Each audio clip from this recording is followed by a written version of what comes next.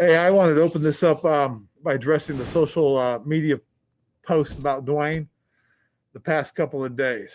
Uh, we're made aware of the post on Monday, and immediately we contacted Dwayne. He was truthful and upfront about what he had did, and we immediately brought him in for rapid testing and contacted the NFL. We've been working with the NFL the past 2 days, and they have been assisting us every step of the way. Although we are extremely disappointed in the decision that Dwayne made, I was glad that he had told the truth and was upfront about the entire situation. He gave a very genuine apology, and we had a very straightforward discussion. During that talk, I informed Dwayne that he will no longer be a team captain. He also addressed the team today and took accountability for his actions and apologized to everyone in person. Dwayne knows that what is expected of him this week. Dwayne was disciplined, but as far as the punishment goes, we are going to keep that in-house. We have a plan for Dwayne to participate in some capacity this week that has been approved by the league. We look forward to moving on from this as a team and fully focusing on a very big game this Sunday against Carolina. And I'd appreciate it if we could all move on from this and keep the questions about this matter brief. With that, I'll open it up. Hi, Ron. Just one follow-up about this. How much did Alex's situation and, the playoff push, did that influence at all the decision on how to discipline Dwayne? This was based on our discussions with the NFL on things that have happened. And basically, for the most part, the decision we made is ours, and it is in-house. And if Alex is unable to go Sunday, would Dwayne start? Yes, Dwayne would start. Alex is our starter. He worked on the side. He worked with the trainers. He did a couple of drills after you guys were gone. And we will see how things progress with Alex.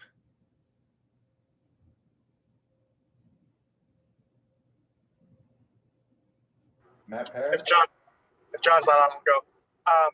Yeah, Ron, just following up on that, obviously you could have benched Dwayne as part of that punishment, but you didn't, I guess. Just why was he out there in practice today, and what did you see from him that you ultimately wanted to play him? Okay, again, I told you, we consulted with the NFL. We formulated a plan that was approved, and because of that, we were able to do it. Part of the plan is that Dwayne tests every day. He gets 2 tests to ensure it. He wears a mask under his helmet, which has a face shield as well during practice. He works on his social distancing. We have contact tracing with him and constantly have him moving. The ideal situation is because we practice outside and all of our meetings are virtual. Okay. Right. And then I understand that the league, you will work with the league to approve the plan, but in terms of just like a discipline, you could have benched him or taken away his reps as part of the punishment. Just, I guess, why didn't you? There's a lot of things I could have done, but again, in conversation with the league and then looking at what had been done around the league, we felt that we would fine him and we were going to move on. Thank you, Ron. Your agreement with the league, does that include any potential league punishment, or would that still be forthcoming? That pretty much was left up to us. So you don't anticipate the league taking further action?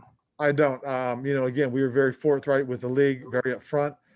We gave them all the details and gave them, what our plan was. Now, again, the league could come back, but that's up to them. And then a quick Alex question, if you don't mind. Just given everything he's had done with that leg, does that change how you approach your level of cautiousness in deciding which way to go with him this weekend? I think the biggest thing, more so than anything else, is just how Alex feels. The doctors will look at him, the trainers will look at him.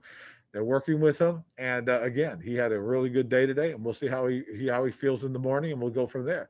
Again, we treat him pretty much like we're treating all the other guys, and as this kind of an injury, as he progresses and gets better and better, to the point where he has confidence in it and doesn't feel anything, he'll play if the doctors clear it.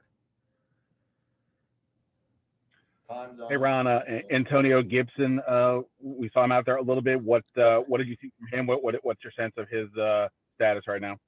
I think his status is, we'll see. We've got 3 more days of work. And with regards to obviously with this whole big situation that's going on, you've talked about culture the whole season, the importance of building that. As you were going through the decision here with Dwayne, how much did you kind of reflect on for you what culture means and kind of what you've preached to the team as you made your decisions? Well, I think the biggest thing is that we are holding him accountable, and he's been punished. And he accepted it. He was forthright. One of the things I really appreciated was his honesty in our conversation. Okay, as soon as I had gotten the information, I called him. He and I talked. He and I have actually talked probably, 5 or 6 times in the last 2 days. And we've had some really good conversations about it. And the thing that I appreciated is that he took responsibility and was very forthright. And I think as we go forward, that's the thing that we're looking for, is that if you make a mistake, you have to step up and you have to take responsibility. Time.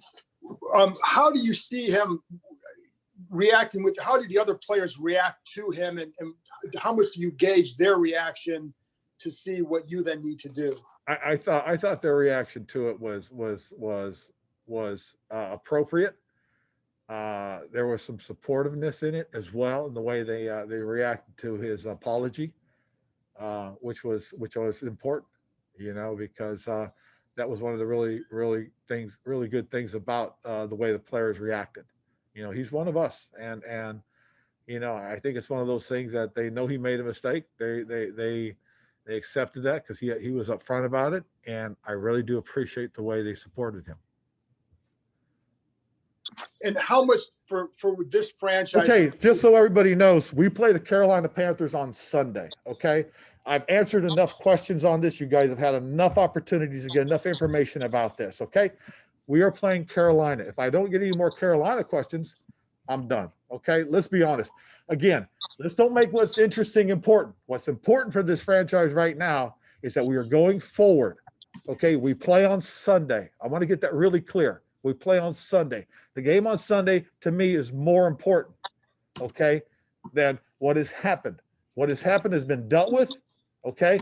There's been consequences, okay? And now what it is we're going to what's important. That's interesting, okay? That's been dealt with. Now let's talk about the Carolina Panthers versus the Washington football team, please.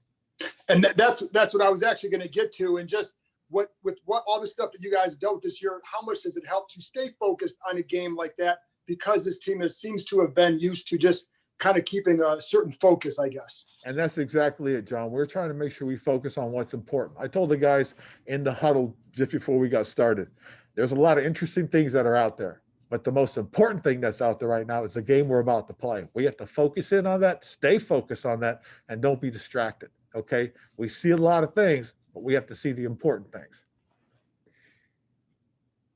Thank you. All righty, thank you. JP's not on. Rhiannon. Hey, Sean, I'm here. Hey, Ron, with your focus on Sunday, how much are you allowed to kind of watch that Giants game at 1 o'clock? I most certainly will watch it, to be honest with you. It's just one of those things that they moved us to a position where, to see what happens, and we'll see, we'll go from there. But I'll have an eye on it, to be honest with you.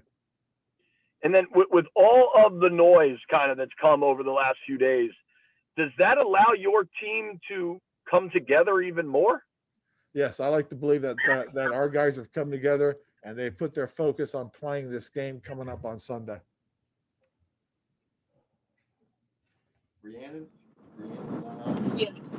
Hi, Ron. In terms of what you know about the Carolina Panthers team, I suppose, what are you telling your team about some of their deficiencies, things that they do really well, things that they should watch out for, just some of the tendencies? I know it's a different team, differently coached, but some of those players are still there from the ones that you had. So just what do you tell your guys about some of those tendencies? Well, pretty much what I do is just kind of tell them some of the things that I remember about some of these guys, more so than anything else. some of the techniques that they've done, some of the things that they're capable of doing. There's some really good athletes on both sides of the ball, and they're a good bunch. Thank you, Ron. Appreciate you. All right, Ree. Pete? For a young team like this, Ron, who is out of playoff contention, do you think maybe getting off to a quick start, which you haven't been able to do much, is extra important? Because if they get rolling, like say Cincinnati did against Pittsburgh, maybe that confidence level grows. Oh yeah, it happens for anybody. It doesn't matter whether you're in it or out. For a team to get rolling and have some positive things happen early, it just builds confidence. And that's one of the things that that was interesting about our last game Sunday, is because we didn't get rolling early, you could feel it as things started to build in the second half. And so it's one of those things that if you can get it going and things can be in your favor, you can dictate the tempo. And as you said, that's what we saw in the Cincinnati-Pittsburgh game. Does Scott Turner's familiarity with Teddy Bridgewater help you at all this week? Yes. We've talked about Teddy in the past because we at times potentially we're going to face him, and listening to Scott describe him is something I think that's helpful. Sam? Ron, how have you balanced preparing all the quarterbacks this week for Carolina? The thing that we did today obviously was we got a chance to watch Alex on the side work the route combinations. We got Dwayne to get the bulk of the reps today, when we mixed in the other quarterbacks to get a couple as well. Thanks. Scott? Hey, Ron, obviously, you're very emotional, passionate, heated just a few minutes ago. So I'm wondering, how do you not allow this outside noise, this outside talk, this storyline become a distraction for your football team and arguably your biggest game of the season on Sunday? By getting to the point where I'm not going to answer the questions anymore and just want to talk about Carolina. Because again, this is a real important game. They're a young football team. They mimic us a lot in terms of that. They play a lot of young guys, especially on the defensive side. Offensively, we've got to be able to take advantage of their inexperience. Defensively, we've got to be able to contain their running game. They run the ball pretty well. I like their combination of wide receivers. Two of them are guys that we had drafted, and I know both those guys really well because I think they're a heck of a combination of football players as far as the team's concerned. And I think the return of Teddy Bridgewater to the NFL as a starter is a pretty cool thing. Thank you, Ron. All right, Scott. Heather, then Chris Russell. Ron, it can be obviously really exciting for especially this young team, knowing what's at stake on Sunday. So, how do you, what have you seen from this group? Almost everything you've kind of built towards that allows them not to make this moment too big and, concentrate on the goal, win, lose, or draw. But again, knowing what's on the line in the back of their heads. Well, what's been interesting, Heather, is I like the energy we practiced with today. There was a lot of chatter. The guys were focused, but their energy level was good.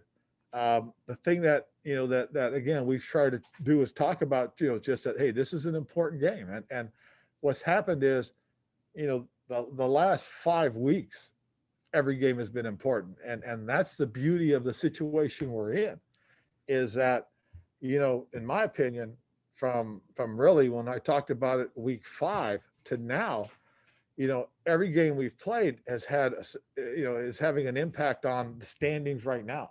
You'd love to win a couple more earlier and we'd have been in a little better position, but we haven't. So every game we've played, especially for the last 5 weeks, has had an impact in the standings, and the guys have had to focus in.